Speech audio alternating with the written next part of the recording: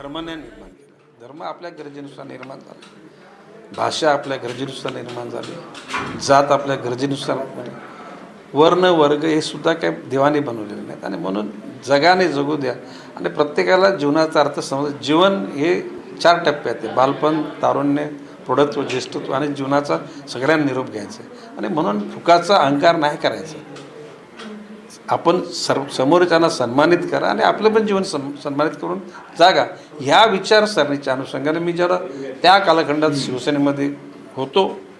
बाळासाहेब ठाकरेंनी नवी मुंबईची महापालिका जबाबदारी माझ्याकडे दिली. 57 पैकी त्याला 34 नगरसेवक निवडून आणले.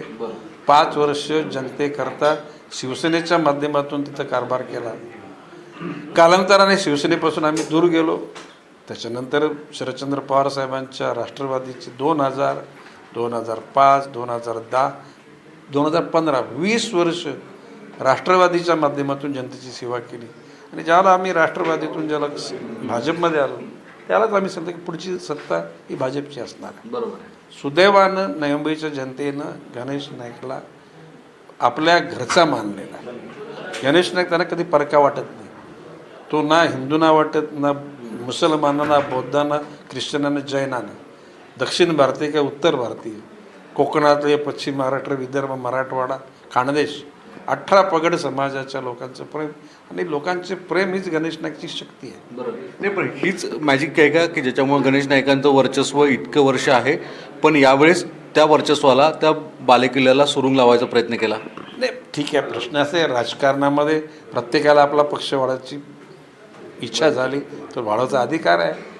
फक्त माझं एवढंच म्हणणं आहे की ज्याला मी स्वतः समजतो की मला सन्मानित लोकांनी करावं, त्याला मी पण लोकांचा सन्मान केला पाहिजे. बरोबर. वन वे ट्रॅफिक नाही चालत. कोणतं मॅजिक गणेश नाईकांनी फिरवलं परत तिथल्या पब्लिकने तुम्हाला एवढं मॅन्डेट दिलं? नाही नाही, गणेश नाईक जे बोलला ते अंतःकरणातून बोलला, शहराच्या प्रेमातून बोलला. मला कोणाशी माझं व्यक्तिगत मतभेद नाहीत आणि मतभेद ठेवण्याची माझी इच्छा पण नाही. आणि मी निर्भय आहे. निर्भय याचा अर्थ दुसऱ्याचा अवमान करण्यासाठी नाही आहे. बरोबर.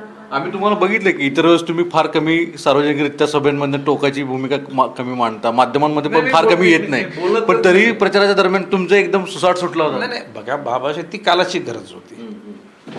आता मी खरं मी आता ही तर प्रश्न नका तुम्ही विचारून मी तर उत्तर देत नाही, कारण की परत ते वातावरणात मला जायचं नाही. माझं म्हणणे, आता निवडणुका झाल्या, जनतेने कौल दिला, आता विकासाच्या अनुषंगाने आम्हाला काम करायचं.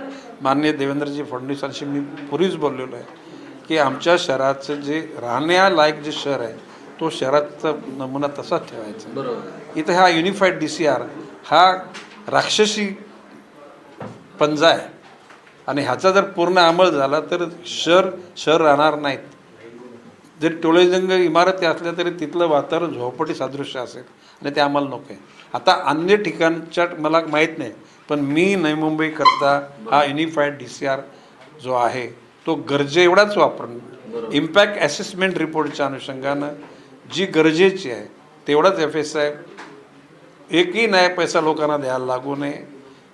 ते आज बिल्डिंगच्या खालची जागा फ्री होल्ड म्हणजे मालकीची करावी आणि सुंदर पद्धतीनं शहराचा विकास व्हावा. आणि तो नमुना माझ्याकडे ब्लूप्रिंट तयार आहे. ती देवेंद्रजी आता गेलेत प्रदेशामध्ये, त्या प्रदेशातून आल्यानंतर त्यांची चर्चा करू आणि टॉप प्रायोरिटीनं शहराच्या विकासाकरता संतुलित विकास करण्याच्या अनुषंगाने आम्ही पावलं होतो. नाईक साहेब, पण मुळात मुद्दा उपस्थित परत तेच राहतं की तुमचं ते विधान घोड्या फरार, उलटं फरार आणि त्याचे पोस्टर्स याच्यामुळे परत एकदा एकमेकांना डिवसायचं काम झालं. किंबहुना ते आता तो प्रश्न संपुटात आला. काल ज्याला ते आमच्या सेक्टर 17 पोस्टर मी सांगितलं ते उतरवून टाका. कुठल्याही प्रकारचं कोणाचा अवमान होणार नाही पोस्टर ठेवायचे. लिखाण करू नका, वक्तव्य करू नका.